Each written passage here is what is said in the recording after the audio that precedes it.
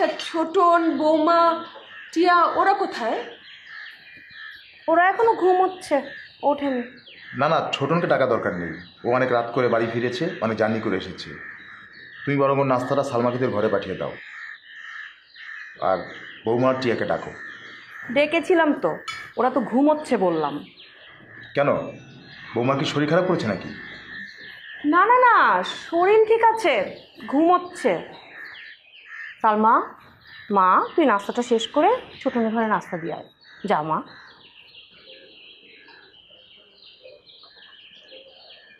Ben সাহেবা, কিছু ভাবলেন? মিলিকে আমি কোথাও যেতে দিব না। মিলি এই বাড়িতেই থাকবে।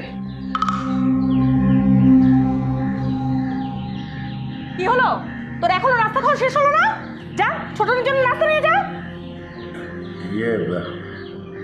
বেন সাহেবা, আমি ঠিক বুঝতে পারলাম না, আমাকে কি একটু বুঝিয়ে বলবেন? আমি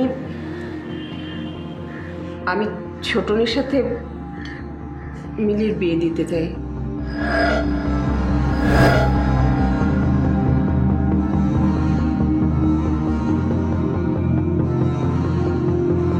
আপনি কি ছোটনের সঙ্গে মিলির? ঠিক ধরেছেন।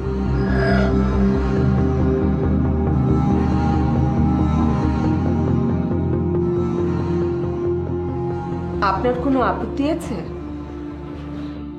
না, আপত্তি মানে আসলে ছোটদের সঙ্গে তো মিলির বয়সের একটা বেশ ভালো ডিফারেন্স আছে মনে হয়। আর তাছাড়া বিষয়টা নিয়ে একটু ভাবার দরকার আছে বিআইন সাহেব, মিলির সঙ্গে একটু শেয়ার করার দরকার আছে। সালাম আর শেলি, তোমাদের এ ব্যাপারে কোনো আপত্তি আছে? না না ভাবি, আমাদের আপত্তি থাকবে কেন?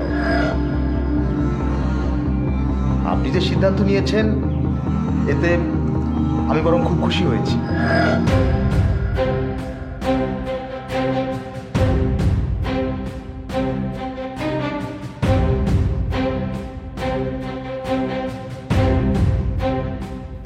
কিন্তু ভাবি, আত্মীয় স্বজনরা বিষয়টা কিভাবে নেবে?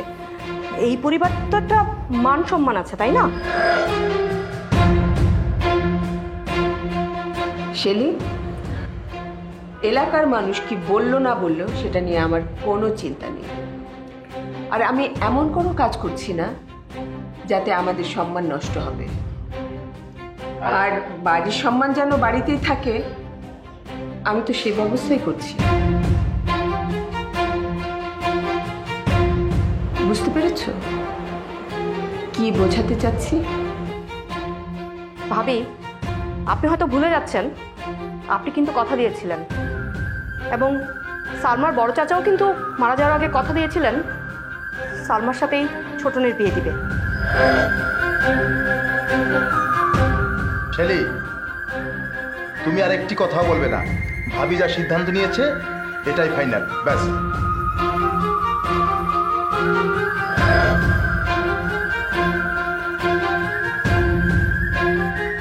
বিআইন সাহেবা,